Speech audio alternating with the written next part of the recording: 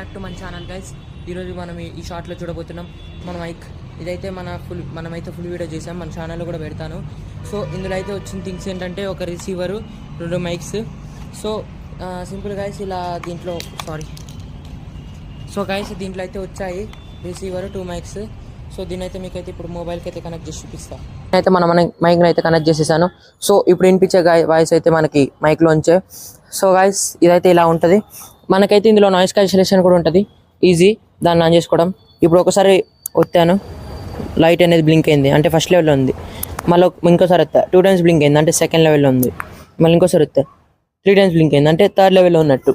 ఇట్లా 3 లెవెల్స్ అయితే మనం అడ్జస్ట్ చేసుకోవచ్చు. సో గైస్ మన మైక్ కొనడానికి మెయిన్ రీజన్ ఏంటంటే మన ఫ్యామిలీ అందరికీ మంచి క్వాలిటీ అయిన వాయిస్ అనేది వినిపిద్దామనే.